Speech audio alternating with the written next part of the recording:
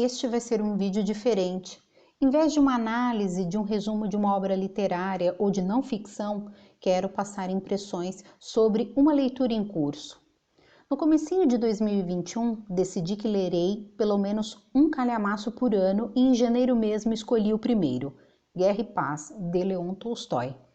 Mas por que escolhi começar justo por este? É um dos maiores calhamaços da literatura universal. A primeira edição em russo tinha 1.225 páginas. Consta em várias das mais relevantes listas de leitura da literatura universal. Tive uma experiência pregressa com o autor muito satisfatória. Já tinha lido Ana Karenina. Fiquei maravilhada com a força narrativa do autor, tanto que não desgrudei do livro enquanto não acabei. Eu li em fila de banco, no transporte público e durante as refeições. Era como se estivesse assistindo às cenas. Para mim, foi uma experiência muito vívida. Também contou a favor de Tolstói, graças a essa experiência com Ana Karenina, saber que ele ambienta o leitor com riqueza de detalhes, porque descreve muito bem o contexto da história. Em Ana, conheci e compreendi a sociedade russa do início do século XIX, que é bastante diferente das sociedades ocidentais do período em termos de normas, leis, usos, costumes, papéis sociais, sistema de governo, estratificação social. Antes de lê-lo, tinha um pouco de receio de ser um autor hermético, difícil de ler. Que nada. Como eu não tinha nenhum exemplar de Guerra e Paz em casa, fui a um sebo onde consegui por R$10 comprar uma edição de bolso publicada pela Ediora em 1985, traduzida do francês em 1942 por Gustavo Nonnenberg. O meu tijolinho tem 821 páginas, letra de Bíblia e está meio judiado, mas como estou lendo em casa, nem o peso, nem a lombada descolando, algumas páginas caindo que eu vou remendando nas medidas em que elas se soltam, prejudicam a experiência de leitura. A minha crítica está na revisão, que com certeza não foi feita com cuidado, a contar pela quantidade de erros de ortografia que encontrei. Por ser uma edição de bolso, é bastante óbvio que não tenha notas de rodapé explicando alguns termos, lugares, expressões, personagens históricas, etc. Como vemos em abundância naquela edição maravilhosa da Comédia Humana de Balzac, editada por Paulo Roney. O que é de matar na minha cansada edição é que nem as expressões em francês, que são abundantes no texto porque a aristocracia russa até o começo do século XX se comunicava mais em francês que no idioma natal, recebem notas de rodapé com tradução, o que eu considerava o mínimo a se fazer. Enfim, apesar de estar na página 550 do livro, tenho que lembrar da letrinha de Bíblia da minha edição. Logo, ainda falta bastante para acabar. Por isso, quero fazer essa conversa em duas partes. Daqui para frente, vou comentar as minhas impressões mais marcantes até o momento sobre a história em si. Em Guerra e Paz, acompanhamos a vida de 5 famílias e suas relações numa Rússia em tempos de paz e de guerra a partir de 1805, deslocando-se sobretudo entre São Petersburgo e Moscou, e eventualmente até Gori, cidade que integrou o Império Russo e que hoje pertence à Geórgia, país que faz divisa com o Azerbaijão e a Turquia. De Gori a Moscou são quase 2.000 quilômetros e com uma distância enorme dessas, a comunicação entre o núcleo de personagens de Gori e os demais se dá sobretudo por carta. Das 5 famílias, os Rostov e os Bolkonsky compõem os 2 principais núcleos da história, seguidos dos Bezukov, dos Kuryagin e dos Drubetskoy. Os membros dessas famílias ora se afastam, ora têm suas vidas entrelaçadas pela amizade, pelo amor, por conflitos, pelo fatalismo, pelas imposições da guerra, por convenções sociais, deveres morais e pela tragédia. Uma coisa que me chamou a atenção e irritou em alguns momentos foi a futilidade da maior parte das mulheres da aristocracia. Vidas dedicadas aos convescotes de salão em meio a regabofes, várias vezes oferecidos por famílias à beira da falência. Compreendo que era a realidade daquela sociedade, mas não consegui ficar indiferente a isso. Em torno desses eventos gravitavam a vida social dessa, vamos chamar aqui de elite. A sociedade russa do século XIX era muito estanque em termos de estratificação.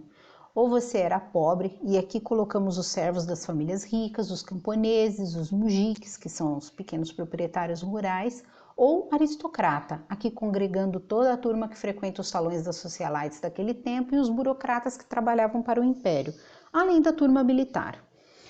Nesses encontros havia muita fofoca, troca de informações, favores, análise de conjuntura do cenário político, arranjavam-se casamentos, trabalho. Inclusive, em uma das passagens, deu-me pena num desses eventos acompanhar o esforço e a humilhação de uma viúva para conseguir ao filho uma posição no exército com um dos ricaços e com outro o uniforme do rapaz. Pelo menos esses benfeitores foram piedosos. Também me pareceu que era dever de quem se julgava gente de bem ajudar quem fosse desfavorecido, coisa de um tempo em que era mais comum contar com a ajuda de alguém do seu convívio que esperar tudo do governo sob a justificativa padrão do afinal, pagamos impostos, tão comum hoje em dia. Nestes círculos, havia ainda uma parte cultural que compreendia leituras, declamação de poemas, canto, pequenos concertos de piano. Por essa perspectiva, vejo que as pessoas naquela época se empenhavam numa boa educação até como fonte de entretenimento.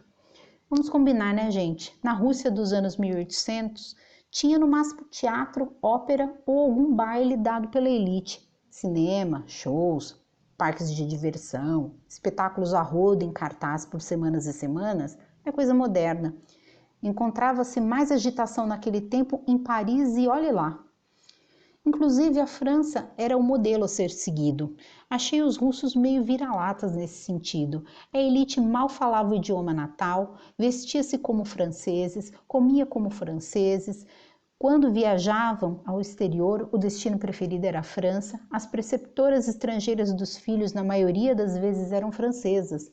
O único momento em que vi o russo autêntico emergir dessas camadas e mais camadas de afetação burguesa made in France foi na festa de Natal em que Natasha vai com outras crianças a uma propriedade vizinha comemorar. Estão todas mascaradas e fantasiadas segundo os costumes russos.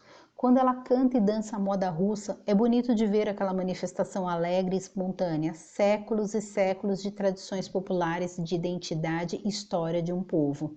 Também foi muito interessante observar o efeito unificador e patriótico que a invasão do exército de Napoleão teve sobre o povo russo em 1812. Com ela, os aristocratas foram chamados ao dever de contribuir financeiramente com a defesa da pátria. Muitos deles foram ao combate e os mais humildes deram sua contribuição nas batalhas.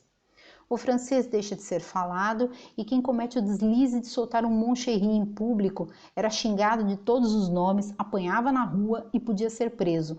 Nessas passagens eu ria que só. Tolstói narra de forma muito divertida as confusões dos ardorosos patriotas de ocasião. Entrando agora nas personagens que mais aparecem ao longo do texto, voltemos a Natasha, que começa o livro uma criança vivaz, desabrocha em linda flor, mas sem experiência e malícia da vida, é consumida por uma paixão bandida e fugaz, após ser seduzida por um vagabundo com a ajuda da irmã dele, que pela beleza, modos, conexões no poder e riqueza obtida graças ao casamento com o marido rico, é respeitadíssima na alta sociedade, mas que no fundo não passa de uma ordinária de luxo. Sério, eu ficava fula da vida só de ler o nome Helena Bezukov. Mas voltando a Natasha, por muitos capítulos tive raiva dela ser tão idiota, mas o sofrimento a amadureceu, penso que vem coisa boa dessa personagem mais à frente. Já que citei um dos Bezukov, o marido de Helena, Pedro, é um personagem frívolo, tolo e que a partir de um determinado momento desperta para a busca de um sentido para a sua vida. Há cenas em que a tontice dele é tanta que dá pena. Outras são particularmente hilárias, como aquela em que sai para farrear com os amigos e acaba prendendo um urso a um policial. Ele é generoso, piedoso, mas muito ingênuo e fanfarrão. Essa personagem passa por uma radical mudança político-psicológica. Após passar algum tempinho estudando em Paris, volta para a Rússia com ideias republicanas e como admirador de Napoleão. Outros trechos do livro em que ri de passar mal foram naqueles em que a pagação de pau dele para Napoleão Bonaparte parecia coisa de admirador apaixonado. Mas como isso muda na invasão de 1812? Ainda bem. Ele é amigo de Andrei Bolkonsky, personagem muito interessante que tem de lidar ao longo da história com uma sequência de situações miseráveis, como o falecimento da esposa após dar à luz ao filho do casal, cair prisioneiro dos franceses na guerra após ser gravemente ferido no campo de batalha, as tensões com o pai senil que maltrata muito sua irmã, ir para a guerra de novo em meio à morte do pai e a fuga da família e dos criados para Moscou, antes que Napoleão os alcançasse. Já que entrei no tema da guerra, Tolstói manda muito bem nas descrições das batalhas e no processo decisório por detrás dos combates. Como a maioria de nós nunca esteve no exército e graças a Deus não passou pela experiência de ter o país invadido, nosso imaginário foi educado pelo que vemos em filmes e séries. Nesses produtos culturais, é lógico que para manter a agilidade da trama e prender a audiência, a visão do conflito, dos bastidores do teatro da guerra é via de regra mais chapada, focada na fúria dos combates e num ping-pong de ordens emanadas do Estado-Maior, quando na realidade trocentas coisas acontecem ao mesmo tempo, os relatos de oficiais não refletem a realidade, o cenário muda rapidamente e mais um monte de variáveis que influenciam o destino de uma batalha. As sequências de atos que mudam todo um planejamento, problemas logísticos, a mera interpretação errada de uma ordem. Tolstói traz tudo isso narrado com fidelidade, o caos na guerra descrito como ele é. Bem, chegou ao fim das minhas impressões até o momento para Guerra e Paz. Quando terminar o livro, retomaremos essa conversa. Até mais.